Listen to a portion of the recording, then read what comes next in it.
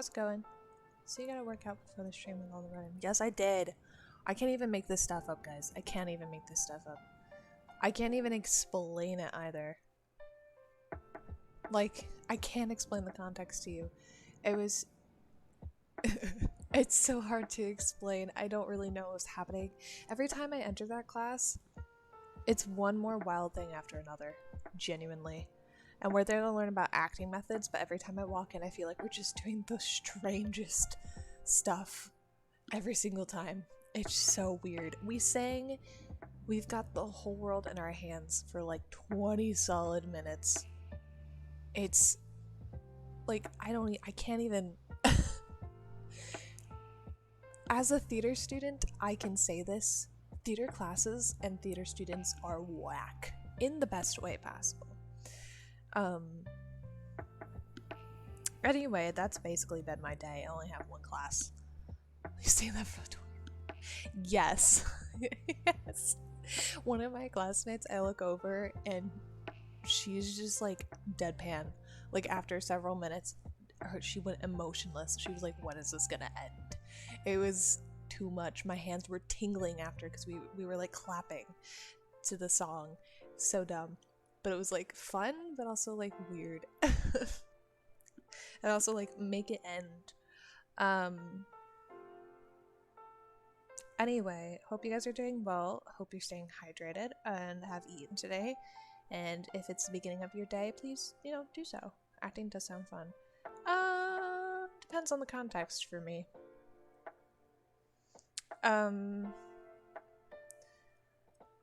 Yeah, so today we're reading some Let's Not Meet Reddit stories, so we are going to switch over to my little spooky ambience. I have not eaten, and it's 1 p.m. We'll get some food, well, I'm going to say what I always say. Grab a drink, grab a snack, sit back, relax, and enjoy the stream. We're going to get our creepy music on. The pizza sounds good, I'm not going to lie.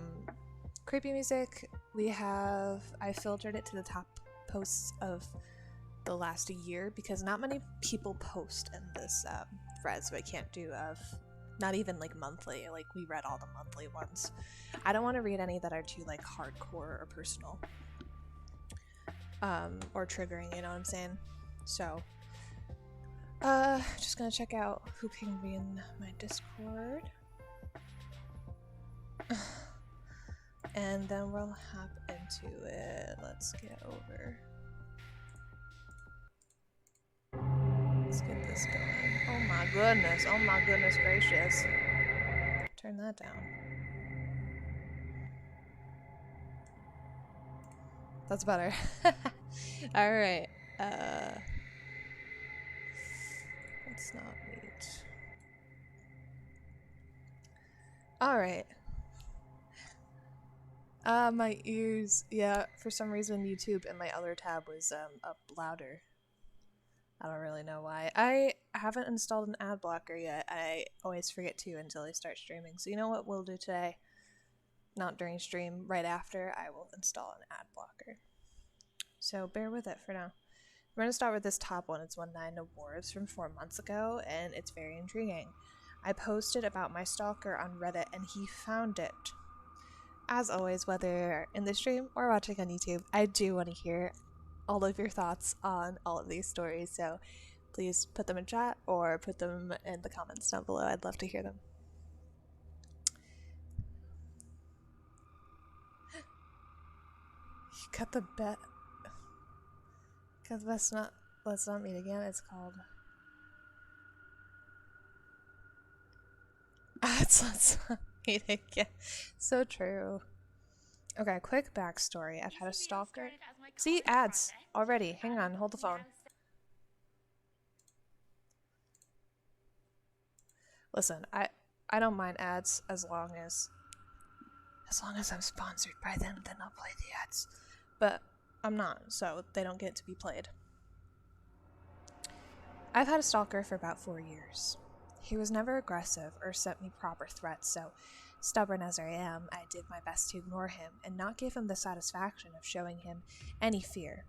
To be honest, after a while I also wasn't scared anymore since he almost never came close to me. I know being stalked can affect people severely, even in a case like mine, and that's totally valid, but I guess I just got lucky. I was never really psychologically affected by it.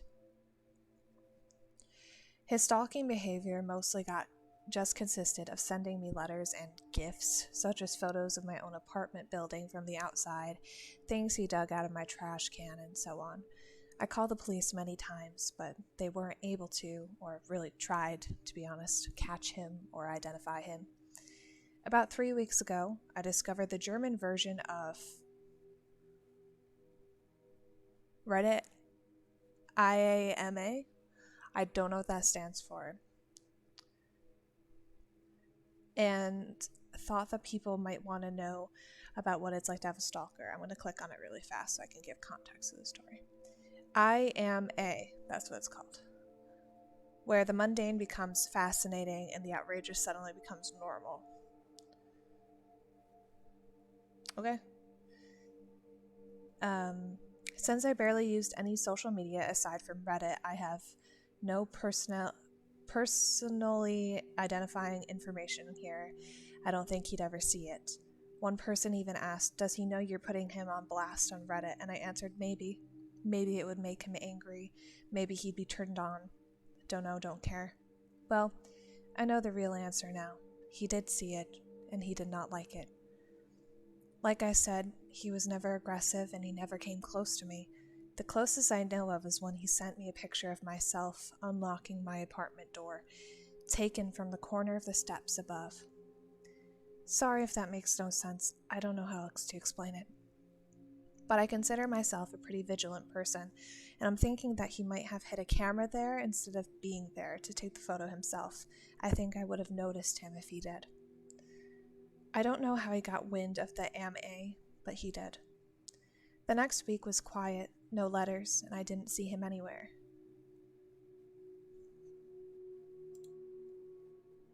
Uh-oh. If you guys are listening, my computer froze. Oh, we're good now. That was very strange. I don't know why I did that. Anyway, I got very scared, but we are good, I guess. Then he left me letters with printed out questions and my answers from the AMA. He also left me a long hateful letter toward my boyfriend about an issue I'd posted on the German version of Am I the Asshole? His letters were never hateful like that before, though he never seemed happy with my boyfriend. He wrote about how I should share the spotlight with him since I got so much attention thanks to him. A few days later, I got a gift, but this time he didn't leave it in my mail or at my car like he usually did. No, this time he left it inside the apartment building, right in front of my door. I didn't take it inside my apartment, but I opened outside. It was a pretty big box, which was also unusual, and it was taped shut. As I'm typing it out, I realized that it wasn't a good idea at all and could have ended badly for me, but luckily he didn't send me a bomb or anything. He did, however, send me several zip ties, a roll of tape, the kind you use to tape off walls when painting, nothing you could use to restrain someone, so like painter's tape, a TV remote with the most buttons picked off, a pack of Band-Aids with a few used ones, not actually, just made to look that way, according to the police, and a framed picture of me. I could tell the picture was taken a few days ago and my boyfriend was next to me but cut out of the photo. The frame was shattered and the package was full of glass shards, clearly more than just what could have fallen out of the frame, and they were also intentionally put inside the crumbled newspaper that was stuffed in there to keep it all in place. I called the police right away and gave it to them. They were more concerned this time, finally, thanks, and told me they'd send patrol cars more frequently. He didn't show up or leave me any letters or gifts for about another week and a half, but 8 days ago it started again. I found letters in my mailbox where he wrote about how he wasted his time on me, how I haven't been appreciative of his effort, how he was wrong about me being special. 5 days ago, I left my apartment in the morning and heard a crunch sound as I stepped on my doormat. He put broken glass under it in the night. I went off to work because I was in a hurry and I was going to make my boyfriend call the police, but then I found my car had also been vandalized. The sides were scratched, lights smashed, and the windshield had a phrase painted on it. "It's time soon, miss," my last name. And then they wrote the German version because they are German. I went back inside and called the cops myself. They found the same phrase on a note under the doormat. This time they really, really, really took me seriously, which might have been because I was pissed at this point, which I made very clear. If, for some reason, you're like me and just too stubborn to be afraid of a stalker like mine, then all of this, the letters, gifts, photos, even the glass under the doormat, are just really annoying and inconvenient. But my car was useless to me now, and the threat scared even me. I did, however, have a dash cam in my car, and it caught everything. The police said they took the footage as evidence, even though the dash cam footage wasn't of high quality, and I had given them photos of him that were just as good, but they said it's not enough. And they told me they'll look into it further and promised to send more patrol cars again. Then it was quiet for 2 more days.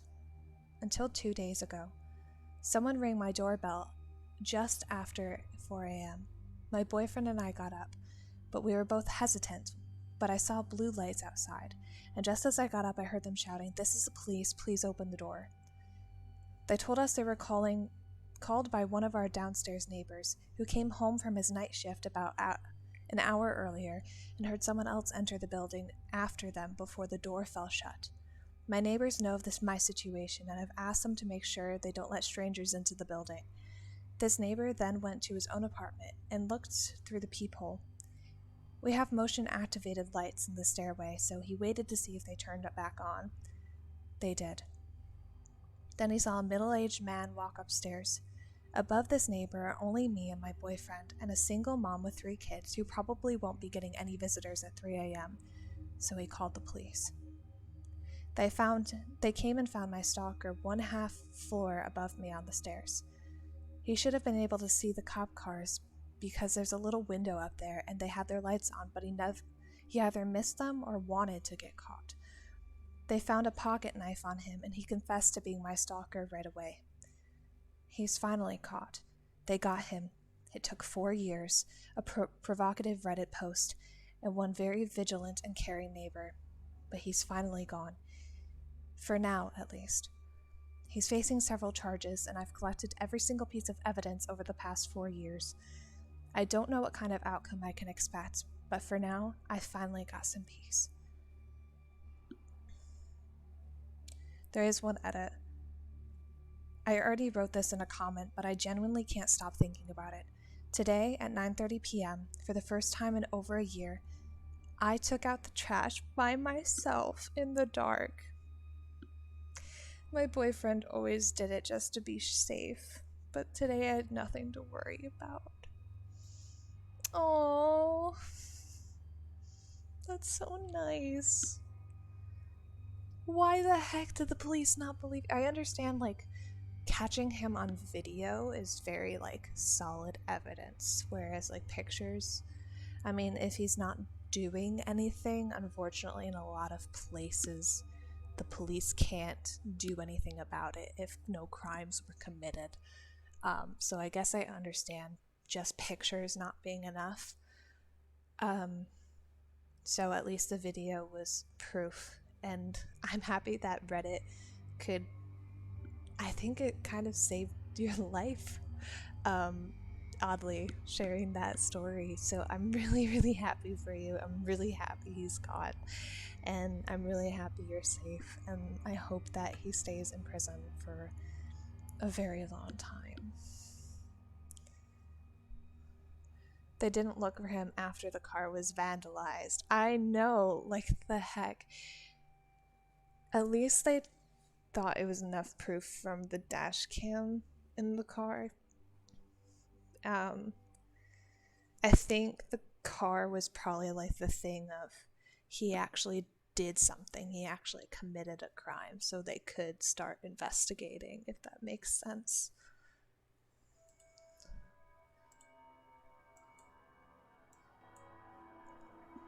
But, yeah.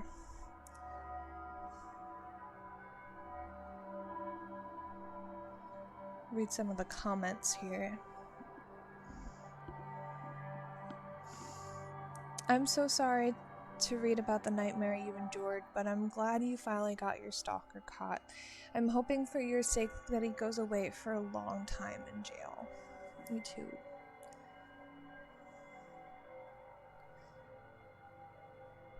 Not sure how the legal system works in Germany, but if I was a judge, I would not only slap him with a long jail sentence, but also apply a lifelong no-contact order against him for you, lifelong ankle monitoring on him, and put a legal order on him that bans him from living in the same city as you, even visiting that city. Sadly, we cannot put stalkers like him in exile away from Germany, like the olden days where banishing a criminal out from their home country was common.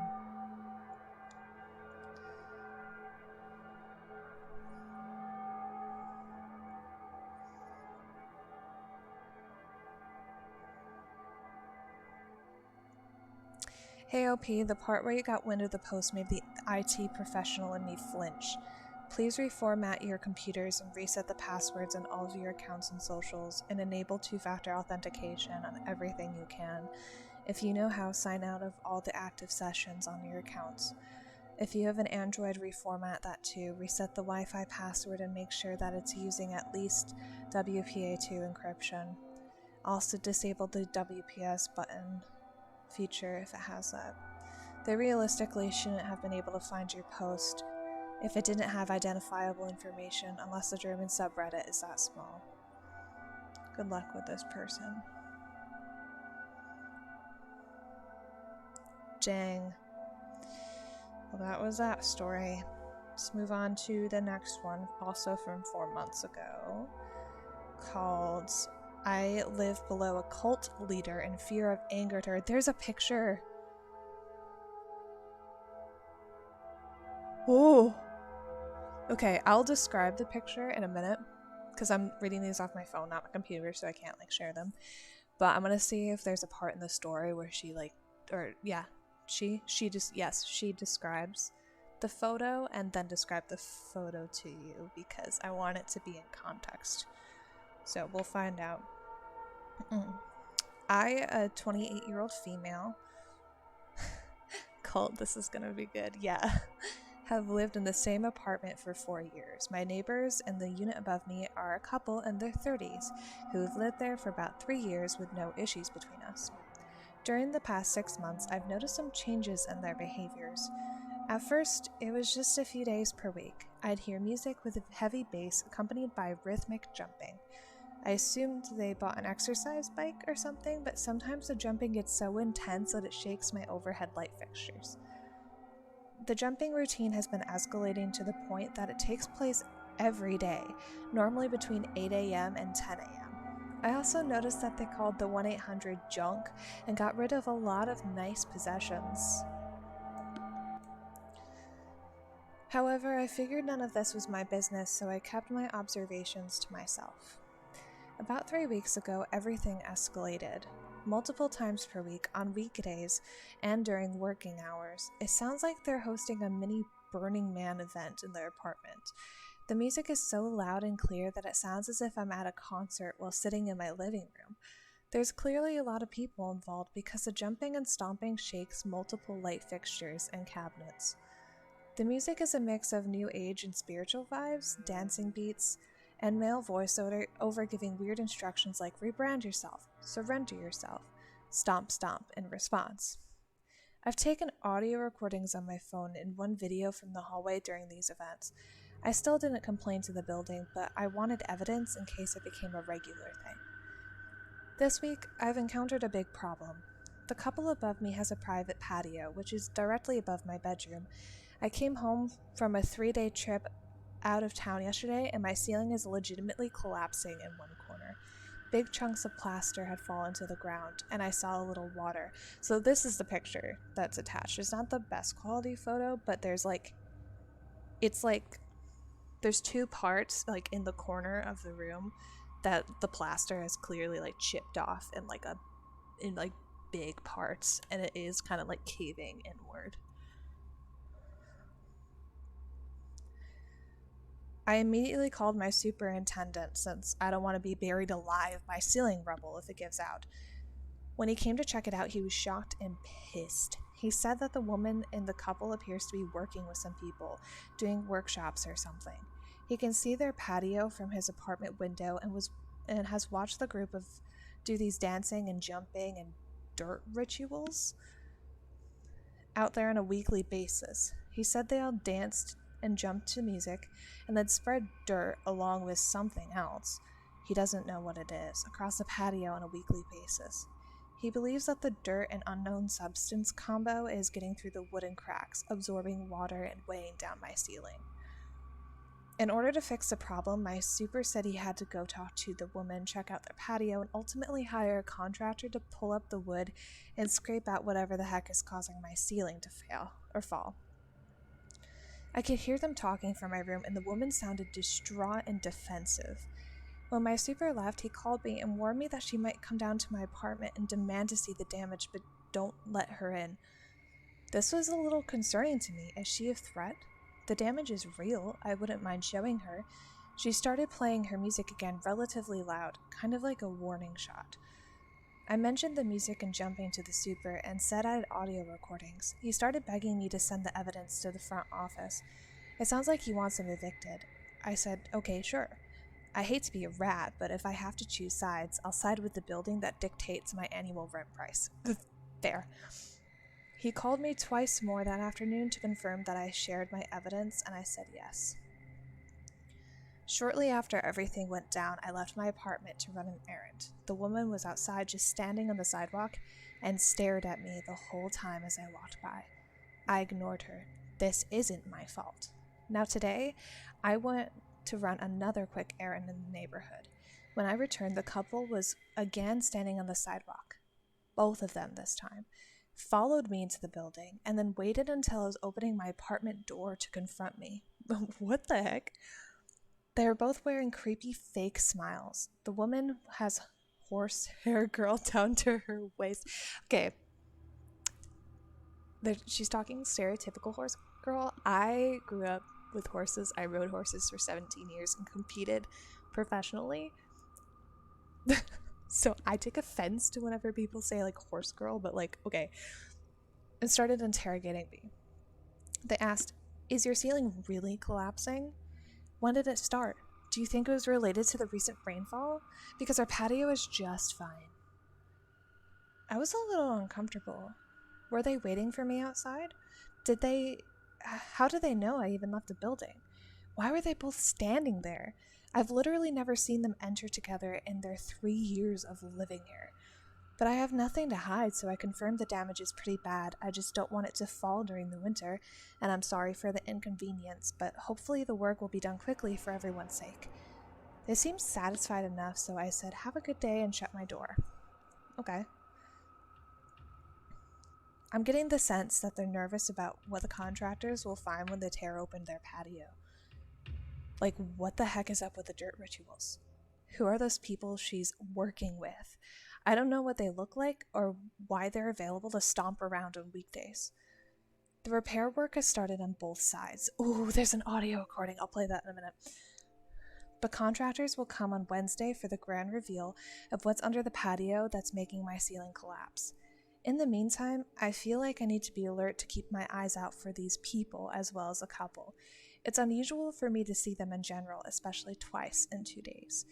They seem scared and in denial of the problem. They also literally ambushed me. Hopefully, it's over soon. My upstairs neighbors are hosting workshops. Yeah, okay, so this is them just basically summing it up. I'm going to play the audio recording, and then I'll read the update. Colt, this is going to be good. Sounds like they're doing a ritual. My sister loves horses. Happy Kelly here, and I'm gonna... Ads. Stop it. Okay. I'm going to stop my creepy music so that I'm going to hold this up to the mic after the ads play.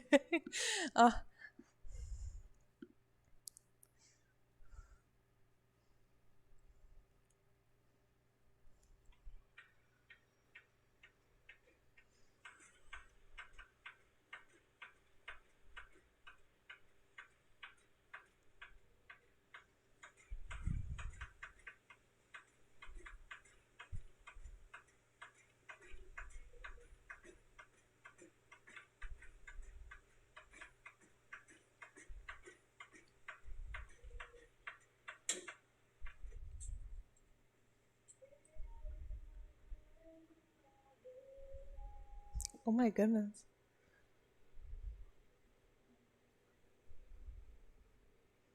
It's 2 minutes. I am going to fast forward it a little bit.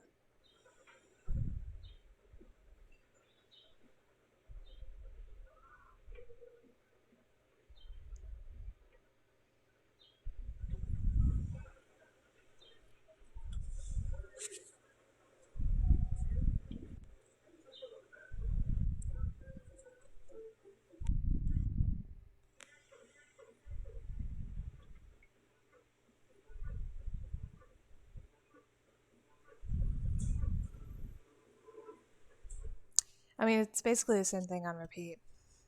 Well, not on repeat, but it's just constant. So, wow. And there's more photos on this as well. And the one I'm looking at right now, it's not even like 2 spots in the corner of the room. It's like the whole corner of the room on the ceiling is like it looks way worse than the photo they put on Reddit. Wow. Anyway, creepy music.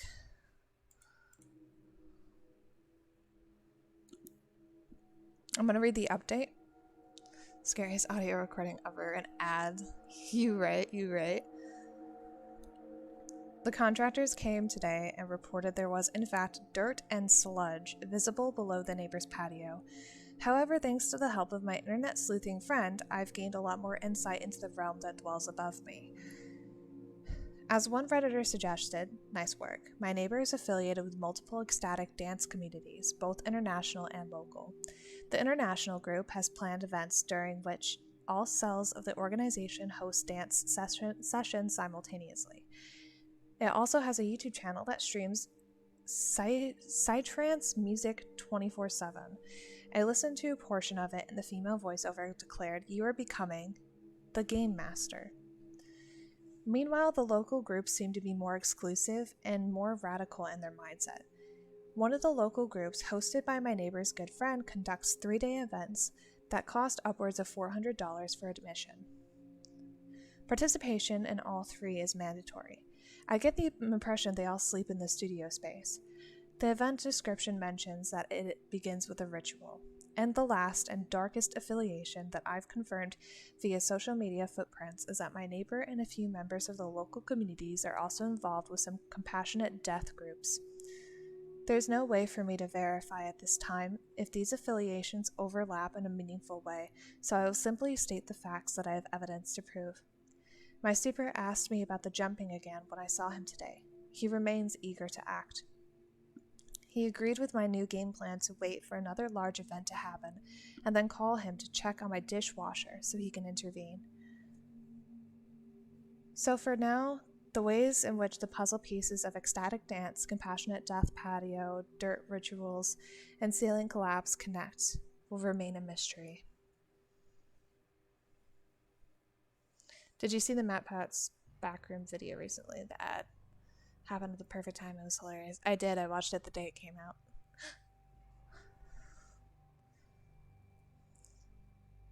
We're going to read a couple of the comments.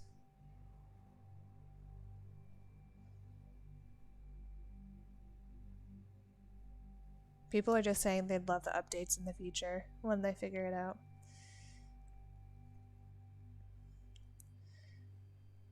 I mean, what were they expecting? That somehow the neighbors didn't complain about the loud music noises and jumps?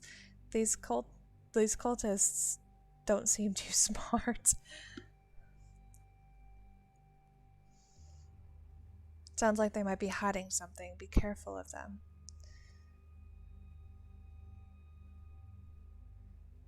I'm going to also say keep us posted because this is just weird as heck, especially with how hostile they got when notified about the damage. I'd think of taking my cell phone and recording a video going from my front door into the bedroom to show the damage and offer that to the super to make the damage a lot harder for them to claim that you'd faked it. It's also weird they don't seem to get that they are the upstairs neighbor. Gravity is gonna take whatever they've been spilling on their patio downstairs. So if they approach again with the whole our patio is fine, maybe explain gravity to them. Their patio is above something. If their patio is wood planked, it's still over something and it falls in the cracks. You'd think that'd be obvious, but apparently gravity in relation of things eludes them.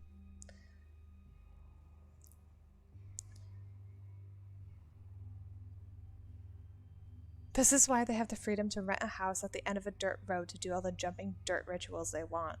Not an upstairs apartment. That's so true. Well, that was interesting.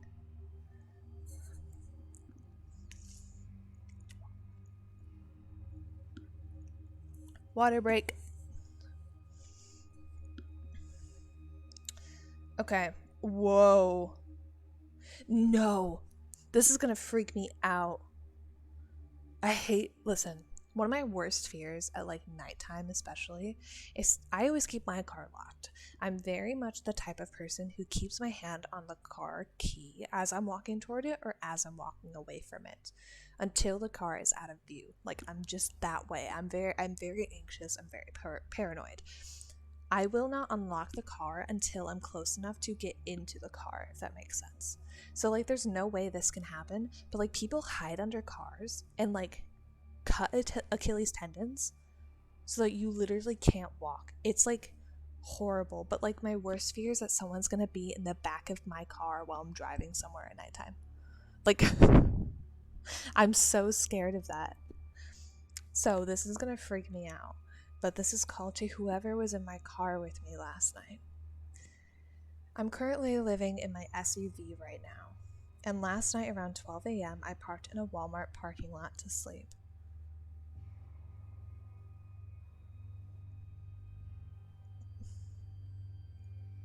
Just by the cult a seance circle on the outskirts of town.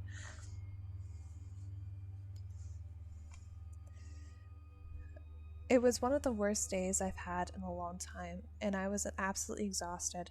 So, when I got back into the back of my SUV, I fell asleep right away, unfortunately forgetting to lock my doors. Oh, no. Oh my gosh, what do you mean?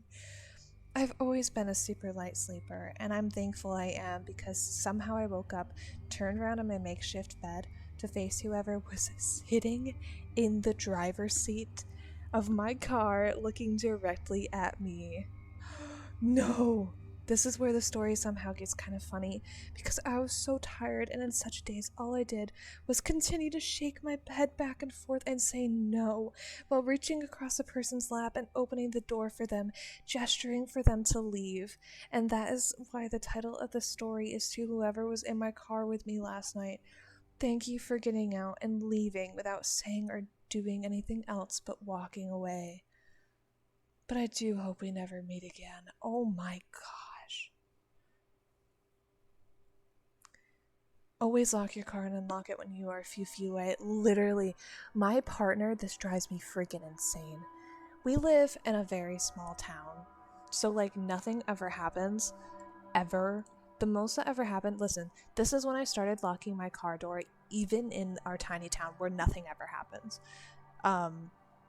People were breaking into cars, so I just like was like, okay, at least I can know my car door is locked whenever I go anywhere. At least it's locked, and it'll make it harder for them to break in. At least they can't just like open my door and rob me. My partner leaves their keys inside of the car. Not when they're like out and about, but even at, I just mean like just at their house they do that. But even it's like, okay, but it's still outside. You don't know what creep can walk up into your driveway and open your car door, and they can literally just take your car. What? It drives me insane. I come at their throat all the time for it because it drives me crazy. And I'm like, if you do that when we are married, I'm literally gonna leave. That's so dangerous. Anyway, that's enough about that, but what the heck? Couple comments. Honestly, I know the exact feeling of being so tired mentally that you physically can't deal with anything. I'm glad you're okay and the situation was just an awfully creepy encounter. I'm sorry, the mental image of a half-awake person repeating no and gesturing for a stranger to leave their car is too funny. It's really funny to think about from an outsider's perspective, but like knowing it's a real situation and putting yourself into that situation, that's horrifying. It's horrifying. Oh, sorry, did I wake you? Didn't mean to bother you. I'll get out now. Have a good night. We've been trying to reach you about your car's extended warranty.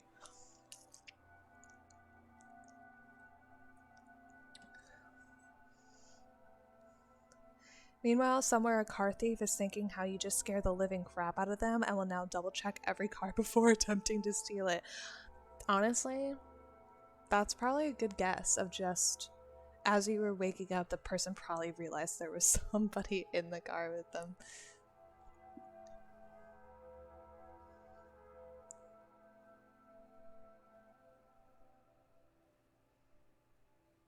I would have pissed my pants if I saw that. Good job doing the right thing and staying so calm. The extended warranty, I know. So funny.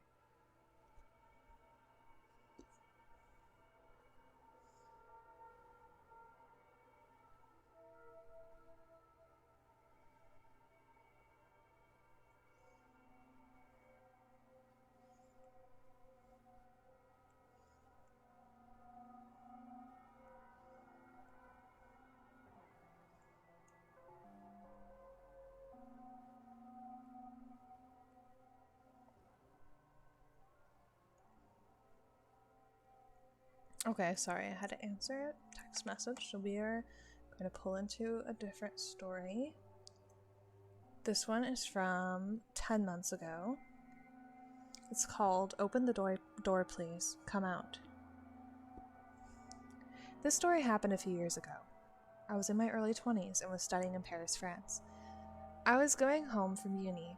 I usually take a short bus ride and walk the rest of the way. That day I felt slightly uncomfortable. I could sense some guy looking intensely at me. I was used to unpleasant, unsolicited gazes, but this time his gaze felt beastly. It's hard to explain why, but I felt like prey being stalked. I decided to get off the bus a few stops early. I wanted to avoid him and didn't want him to see where I usually got off. Like I learned in the movies, I waited until someone else pressed the stop button and waited for the last moment to stand up and leave. I didn't notice him getting off the bus. Just as I was feeling the relief of having escaped an uncomfortable situation, I looked over my shoulder and there he was, a few meters behind. I had the distressing feeling his eye had just looked away the moment I turned. I walked into his shop, took out my phone and pretended to be taking a call. When I couldn't see him anymore, I exited and made my way home as fast as I could. I kept looking back into the busy street. I zigzagged across the street at every crossing. Finally, I believed that him getting off at the same stop at me was just a coincidence. When I reached my building, I looked back at one last time, and there he was, his alarming gaze behind me smirking. I ran up to my apartment, climbing the stairs 4 at a time. I reached the top floor, squeezing through my door, locked it, and froze. My intercom was ringing. Don't ask me why I picked it up. I regretted it the moment I did. I could hear the opposite flat intercom ringing as well. He had pressed all the buttons one by one, hoping someone would open, but now he knew my name. Gabrielle? Oh crap, I felt like a deer in the headlights. Frozen. Open the door, please, said a pleading voice. I just want to talk to you. Somehow, I couldn't move or speak. Come to the window, he added. Look at me. You'll see, I'm not a bad guy. Something clicked. He wanted to locate my apartment in the building. I was not going to make that mistake. I hung up in shock. I waited by the door without moving for what seemed like hours. When I finally managed to calm myself, I called my long-distance boyfriend. "Call the police," he said immediately. Why didn't I call the police? I don't know. Today, it would be the first thing I would do. The fear of making a big deal out of something was not important, perhaps. What an idiot I was. I called my best friend instead. I didn't want to feel alone. I told her about it, and after a while, I felt better, safe. We started laughing. Suddenly, the intercom rang again. 2 hours had passed since I'd come home. I answered. "Gabrielle," said the voice. "Open, please." I still remember the chills I felt. He was still there. He was there all this time. I was silent, petrified. He was silent. But I could sense his trepidation. "Gabrielle, let me in. I'm so thirsty. Just give me a glass of water." This broke the tension. I hung up. Curled up in a corner, literally in recovery position, terrified, I waited. I was scared to make a sound. I knew he couldn't hear me from the hall, but I was so scared to even breathe. The intercom rang again and again.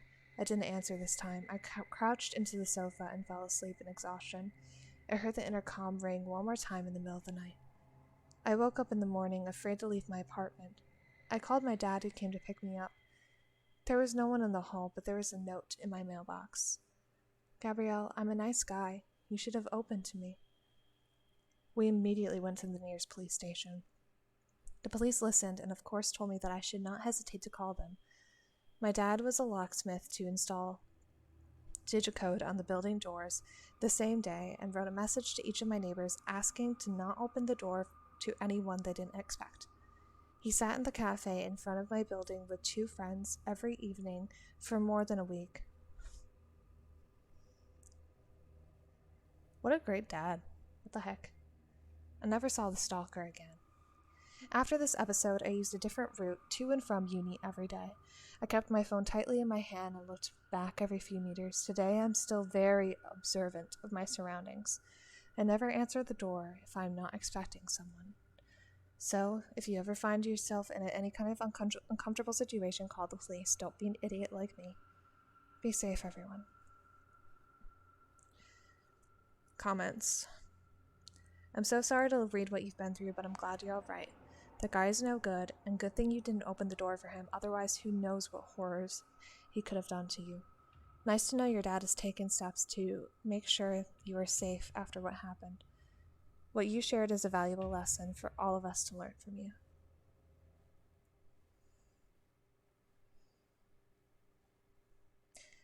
Even if you think you're overreacting, still trust your gut. It's better to be wrong than attacked by some creep. I'm glad you were safe in the end.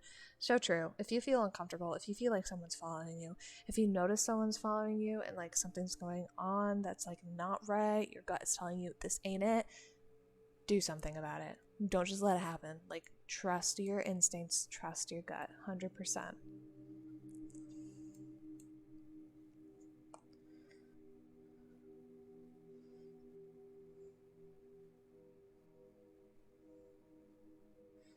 This gave me goosebumps. What an awful thing to experience. Answering the intercom may have not been the best idea, but good thing you were smart enough not to buzz him in or go to the window and let him see which apartment it was yours. If he were really a nice guy, why would you not say hello when you were on the bus or out on the street? He definitely didn't have good intentions by following you home and trying to get into your buildings. What a creep.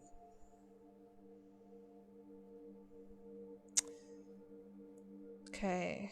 This one's from 9 months ago. We might have time for this one and maybe one more. We'll see where we're at. This one's called "He Tried to Come In to Clean Our Carpets." My mom's dog, Punky, rest in peace, was a very sweet, loving dog. She was an ESA dog, but trained to be a service dog for PTSD before she lost her leg.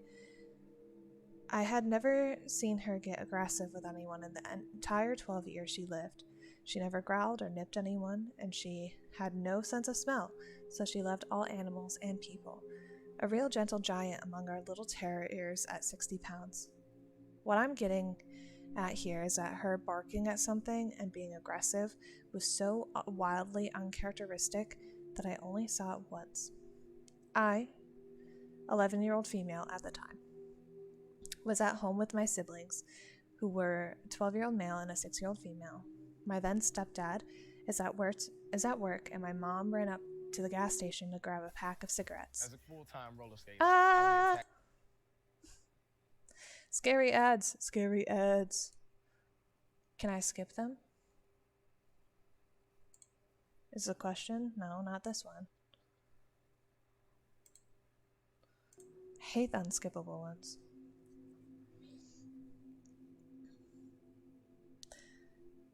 For reference, we lived in a two-bedroom trailer in the middle of the woods on a dead-end road at the time, and you had to really make an effort to get down our road, find our house, navigate down our rickety driveway, and find the door. I'm sitting at the computer, having a grand time watching YouTube videos, when all of a sudden, all of our dogs, about 2 Boston Terriers and 1 Chihuahua, perked up, bark a few times, and start investigating down the hall. My siblings were napping in the bedroom at the end of the hall at the time, so I figured they just stirred and scared the dogs. Then Punky sits up suddenly and stands up on the couch and puffs her chest out. Her ears are perked up, her fur standing on end, her tail straight up, and then she barks loudly. I mean, the bark booms through the living room and echoes around, and all of a sudden she lunges off the couch and goes tearing down the hallway. Bruh, animals, if they hear or sense something that you cannot see or it's out of character for them, run. Like, no hesitation. Run. Something is wrong. I'm already on edge because I don't think I've ever heard her bark. Ever. She's, oh gosh, I'm horrible with pronouncing these. Basenji mix? So her, oh, there's a photo of her. Cute. She's sick. She's looking a lollipop. Okay. So her bark is more of a bang sound, but this was a big, loud, alert bark. I stand up and go look down the hallway, ready to fight off what I'm assuming is a shadow monster in the hallway based on how the dogs are acting. Then I hear it. Knock, knock, knock.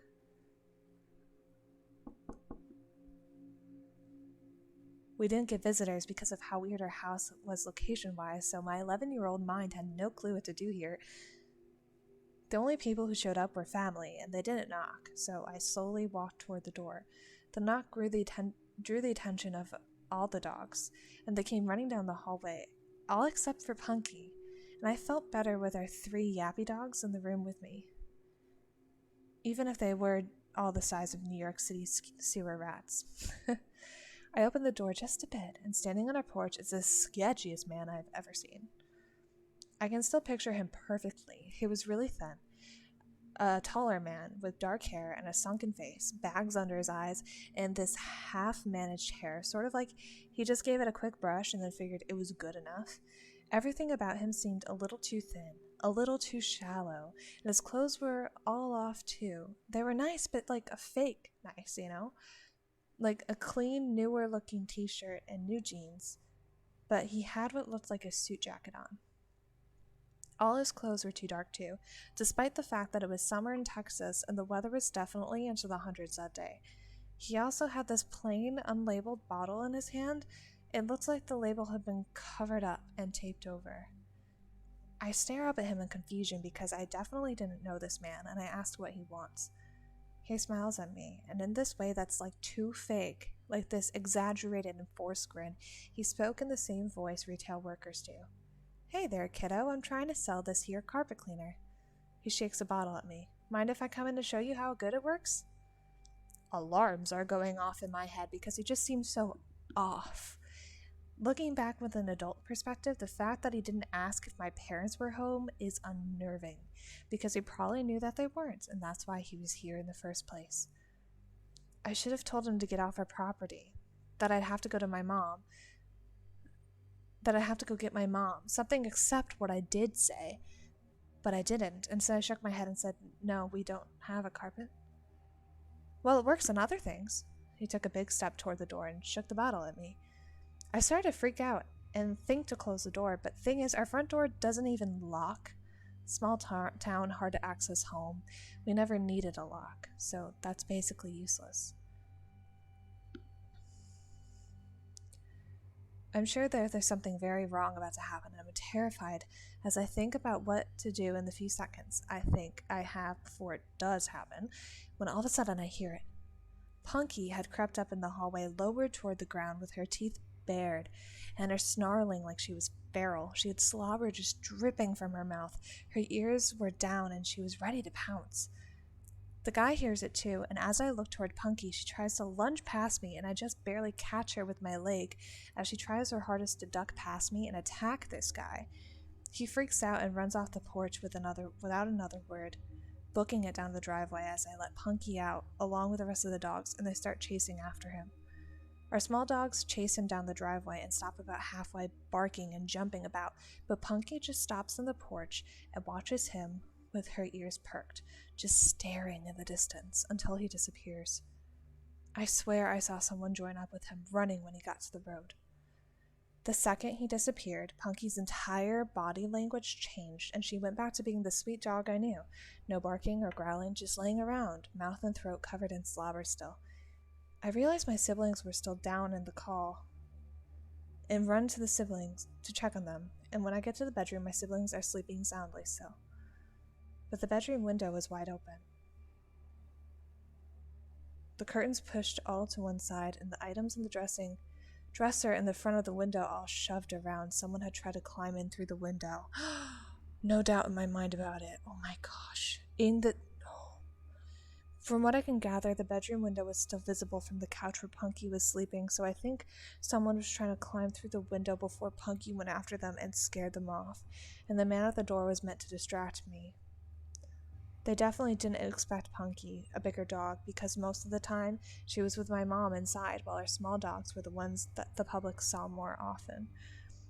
I don't know what they intended to do, but after my mom got home, she took all of us to my aunt's house, and on our way there, we saw the men walking up someone else's driveway. Men plural, because we watched a second one split off to wait by the road.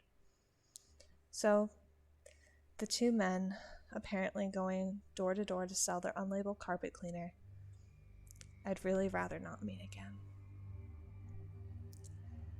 I can confirm the tiny yapping dogs in Chihuahua are scary. Listen, I think smaller dogs are scarier than big dogs. 100%. Chihuahuas scare me.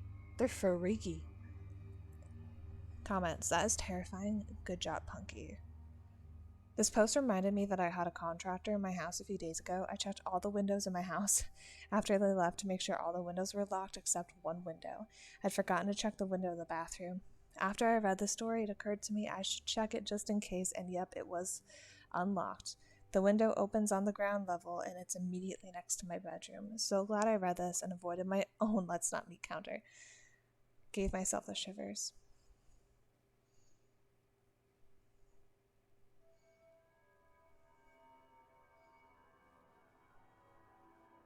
Goodness, that was frightening, but it's good to know your dog kept you safe. This is why it's so important to teach children to never open the door for strangers, even if we leave the house for just 5 or 15 minutes to pick up something from the nearby store or next door neighbor.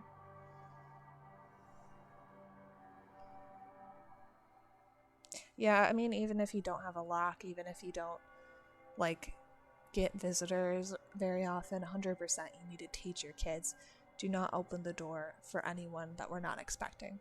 You know what I'm saying? Small dogs are scarier. They're like ninja dogs. Small dogs, I've only had large dogs my whole life, and every other small dog I see just scares me. I don't even know. We'll speed run one more. This one's called Tinder Date That Turned Weird from 3 months ago, and I feel like we should read it. I went on a Tinder date some time ago while I was adjusting to a new city I'd moved to. I didn't really know anybody, so I used some online dating apps to see the dating scene around town. I landed on one from a girl that seemed like a thirsty hippie type of girl. We had a few exchanges around the Tinder app and then decided to meet up for a drink. I picked her up at her house and she greeted me at the door and gave me a hug. She said the name of a local bar she wanted to go to for us to chat and get to know each other. I told her I would drive and proceeded to my car. The first red flag I noticed was when I walked to my car and opened the door, she just followed me to the driver's side. It was just standing at me, staring. I looked at her blankly for about 15 seconds and asked her if she was going to get in. She said, sure, I would love to, and went the long way to the passenger side, around the back of the car. Okay. Since I just met the girl, I figured she had just maybe smoked some weed or something, as I had kind of got the vibe that she was a bit of a stoner. Okay, fair, I guess. As I was driving to the bar, she talked in a very low voice, almost as if she was trying to whisper. I'm not hard of hearing or anything, but I had to ask her to repeat herself several times just so I could make out full sentences she was saying. When we got to the bar, I made sure we got a seat closer to the back, away from most people, so I could have a little quiet in order to hear her. The conversations honestly carried on as normal from this point, and it was actually a fun time for the time being. We talked about different things we were interested in, and she did bring up she did recreationally use weed, and a few other tripping substances, like shrooms and stuff. I'm not much a fan of these, but it at least made me relax in the back of my mind to think maybe she was just high off marijuana, and that rationally explained some of the out there behavior.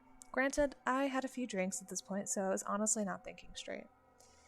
I asked her if she wanted to go to my place after drinks. Ooh, and she agreed. Oh, spicy, it's getting saucy. When we got to my place, we had a few more drinks, and she started talking about her jewelry. This is where it gets weird. She told me her jewelry was her big secret, and it defined her.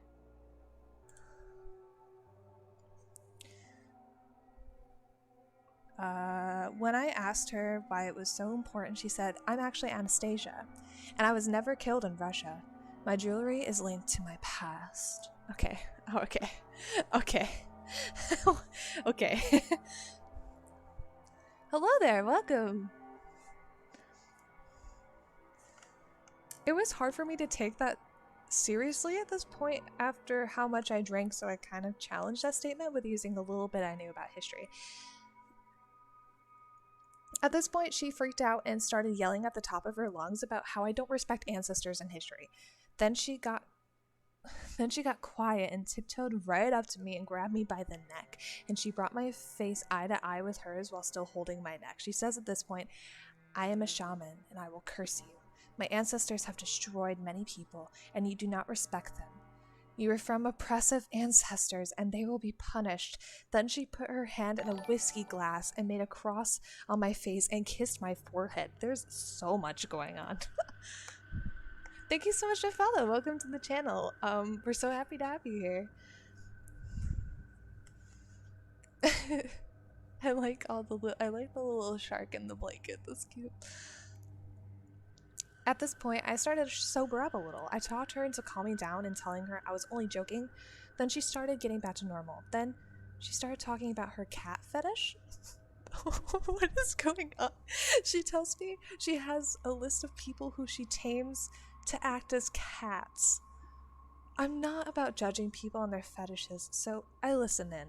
She then just tells me all the things she does to them and starts acting like a cat in my living room. If she had not yelled at me earlier on, I might have almost been turned on by it. My red flags in my head were tingling like crazy at this point, so I just listened and tried not to set her off.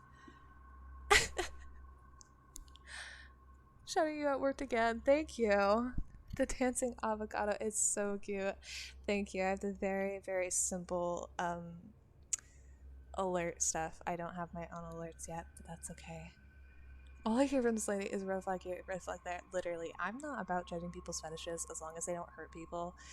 If you're not hurting others or hurting anything, you do you. But like, this girl is like taking 90-degree turns every 2 seconds into a different weird conversation, and I'm like, what is going on? I'm a walking red flag. Oh my gosh.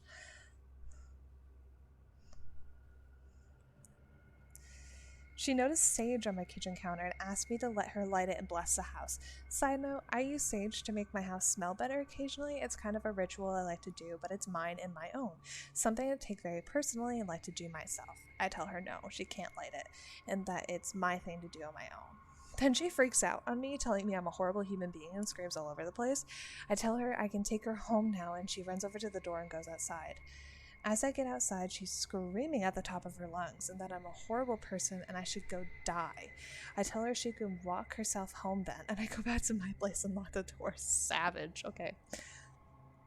She then starts banging on the door and hard in about 10 minutes, saying she left her phone in there. I grab her phone off the kitchen counter and then open the door to hand it to her. She tries to barge inside and I block her with my forearm. Then she acts like she's about to punch me. I just hold my ground and tell her she's not coming in. She screams that she wanted the whiskey bottle we were drinking from. I told her, heck no, because I paid for it. I slammed the door at that point and I locked it. I hear her banging on the door for a minute. I then hear her footsteps going down the stairs. I waited about an hour and then went walking outside to see if she was still hanging around. I didn't see her, nor did I ever see her again after that. I know this is probably not the scariest encounter ever, but for the next few nights I was creeped out, always walking around the area I live in to make sure she wasn't hanging around. I honestly hope she's okay, wherever she is, but I hope to never see her again. Fair enough. I haven't been able to track this story. Me neither. Literally 90-degree turns every 2 seconds. Just, what is going on? That was a time. Listen, after someone grabs my throat, they're out. Like, why did you let her hang around? I don't really know. But, okay. A couple comments and then we'll wrap it up. Maybe she really is Anastasia, and it happens to look extremely good for that ripe old age for about 120. You ever think of that?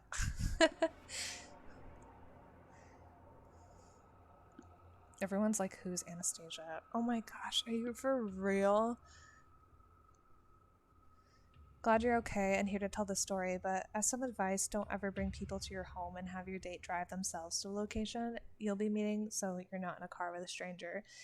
I feel like we tell this to a lot of women, but men need to be careful as well. Plot twist, they were both high and hallucinating the whole time. I feel like that's 100% what she was going through. And that's her own baggage, but this poor guy. Listen, this is why you don't date on Tinder. I'm so sorry to Tinder users. I hate using online dating apps. It's scary. It's so scary. I understand it's hard to find people, but please just meet people normally. Don't do online stuff. Just find one more comment to read. As someone who's married to someone with bipolar 1 and has bouts of mania and psychosis, it sounds like she's in a manic episode or on her psychosis. Alcohol and drugs can trigger in some folks with schizophrenia or other mental illnesses. The ancestral and shaman talk is stuff I've heard my partner say during their spells. Regardless, I'm happy you were able to get away safe. That's true. People who go through manic episodes do, like, start talking heavily about religion. I've been on dating sites for like a year. They don't work. Lol. I mean, that's what I've heard. I've never used them, but like the horror stories I've heard.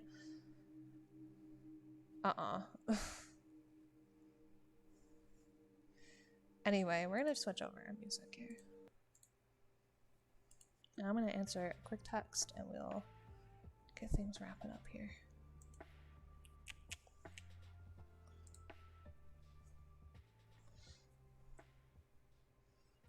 My partner asked me how my class was. I'm like, whack. I cannot make this stuff up, guys. I can't. Anyway, we're gonna finish this. That was a ride. I really enjoyed this Let's Not Meet session. Anyway, thank you guys so much for watching. I hope you enjoyed. And thanks for tuning in for the follow. Really appreciate that. So, yeah, tomorrow we're going to be streaming at 9 p.m. Eastern Standard Time. We're going to be finishing Pit Stop in Purgatory and seeing what the next two endings are. The one that have to do with a self ending, and the other one is one with a guide, I think. We're going to use the online walkthrough. Do I have a Discord command? I don't know how to do that stuff. So I can link it though, if you'd like.